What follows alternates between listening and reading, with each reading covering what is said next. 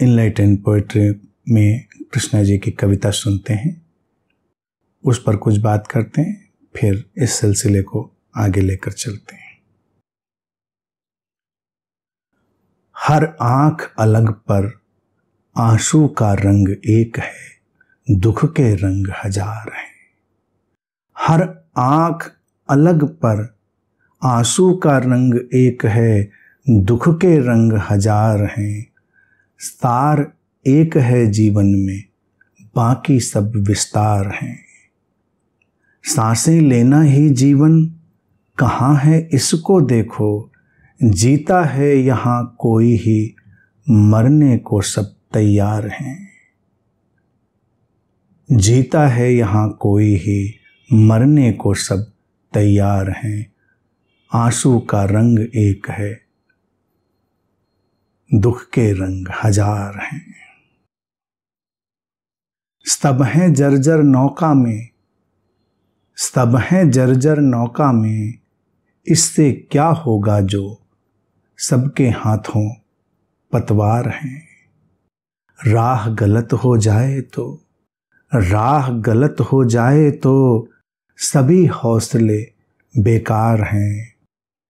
दिन है सबके अलग से, एक सी सबकी रात है। दिन है सबके अलग से, एक सी सबकी रात है। जीवन के शतरंज पर कब सह है, कब मात है। जीवन के शतरंज पर कभी कोई कभी ना जान सका। जीवन के शतरंज पर कोई कभी ना जान सका। कब सह है, कब मात है। अंधियारे पथ पर बस, अंधियारे पथ पर बस दीप जलाने होते हैं। उस समय रोशनी की सब बातें बेकार हैं। आदि होगा अंत होगा, आदि होगा अंत होगा, पतझड़ या बसंत होगा।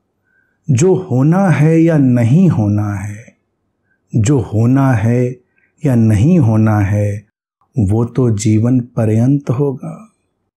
जो इस द्वंद्व से पार होगा, जो इस द्वंद्व से पार होगा, वही जीवन में संत होगा। द्वंद्व के ढंग हैं अनेकों, द्वंद्व के ढंग हैं अनेकों, किंतु जो समझते हैं इसे, वो इस सब के पार हैं। आंसू का रंग एक है, दुख के रंग हजार हैं। द्वंद्व के ढंग हैं अनेकों, किंतु जो समझते हैं इसे, वो इस सब के पार हैं। शेष सब बस लाचार हैं। गहराई में जब भी देखा है, गहराई में जब भी देखा है, हर हृदय में दर्द की रेखा है। इस दर्द का ढंग एक है, इस दर्द का ढंग एक है, लेकिन सबके भीतर से अलग अलग चीत्कार हैं। यही जीवन, यही संसार है। हर आंख अलग पर आंसू का रंग एक है, दुख के रंग हजार हैं। सार एक है जीवन में, बाकी सब विस्तार हैं।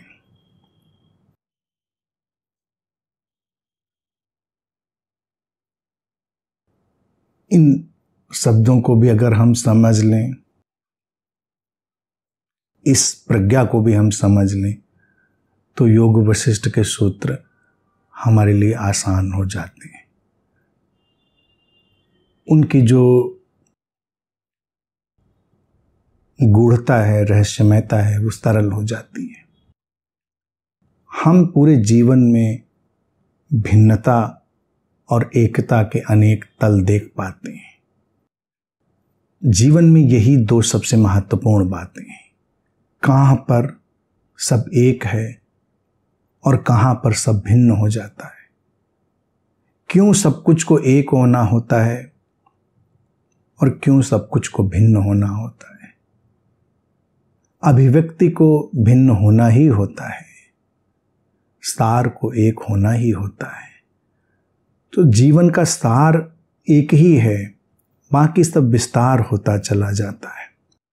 और जीता है यहाँ कोई कोई ही, मरने को सब तैयार है। जीने के लिए समझ चाहिए होती है, मरने के लिए तो कुछ नहीं चाहिए। उठो, कूद जाओ। इसीलिए जब कोई जीवन से निराश होता है तो आत्महत्या का रास्ता भी चुन लेता है, क्योंकि सबसे आसान रास्ता है।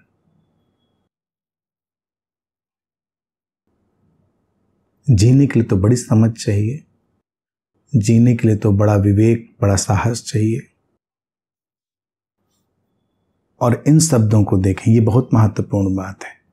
सब हैं जर्जर नौका में, इससे क्या होगा जो सबके हाथों पतवार हैं। यानी कि अगर हमारा आधार ही कमजोर है, छेद वाला है, टूटा हुआ है, पतवार जिसको हम सोचते हैं कि ये ज्ञान, ये अच्छी बातें, ये सब हमें कहीं पार लगाएंगे, वो पतवार जैसी चीजें हाथों में लेकर घूमते रहिए। लेकिन अगर आधारभूत चीजों पर ही काम नहीं किया, नाव ही कमजोर हो गई, जर्जर हो गई, तो पतवारों से भी उसे खेत थोड़े लेंगे, वो तब भी डूबेगी। राह गलत हो जाए तो सब हौसले बेकार हैं। तो राह का चुनाव सबसे पहले सटीक होना चाहिए। हौसला तो बहुत है, जोश तो बहुत है, लेकिन उसी जोश के साथ गलत रास्ते पर जाएंगे तो कहीं के कहीं पहुंच जाएंगे। प्राथमिक हौसला नहीं है, प्राथमिक है सही राह का चुनाव। दिन है सबके अलग से, एक सी सबकी रात है। जीवन के शतरंज पर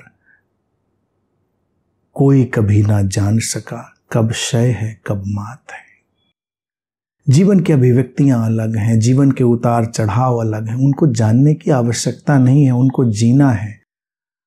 अंधियारे पथ पर बस दीप जलाने होते हैं, उस समय रोशनी की सब बातें बेकार हैं। जब हम अंधेरे में घिरे हों तो रोशनी के प्रवचन नहीं काम आते हैं, वहाँ दीपक जलाने होते हैं। सब बातें रोशनी की बेकार हो जाती हैं कि हम बैठे तो अंधेरे में हैं और रोशनी पर हम प्रवचन दे रहे हैं। बैठे हम अप्रेम में हैं, प्रेम के गीत गा रहे हैं। तो कोई प्रेम की लौ, प्रेम का दिया, अंधेरे में दिया जलाना होता है।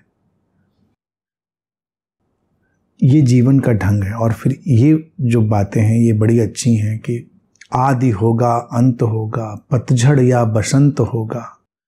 जो होना है या नहीं होना है वो तो जीवन पर्यंत होगा।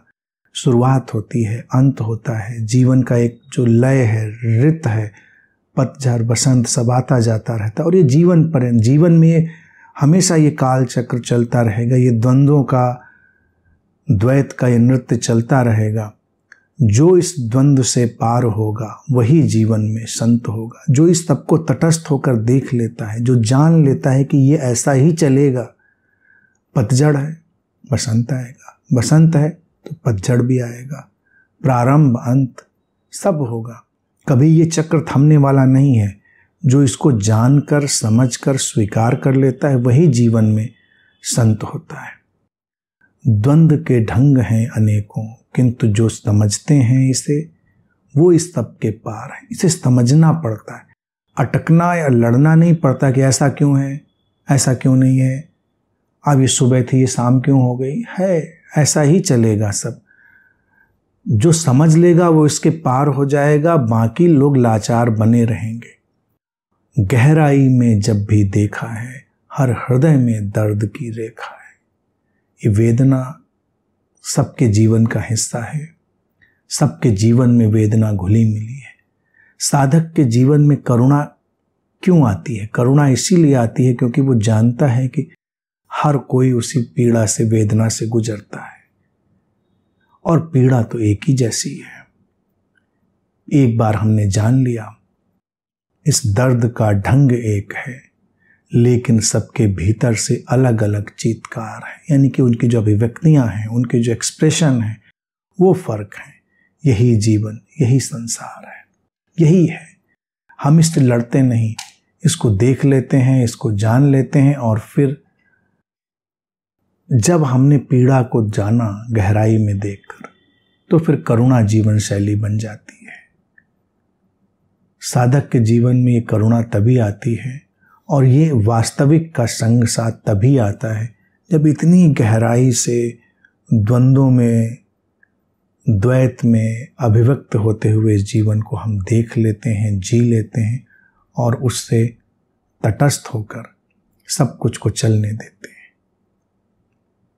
पतझड़ बसंत इसके पार वही संत। तो इस बात को अपने जीवन में हमें एक सार की तरह शामिल रखना चाहिए।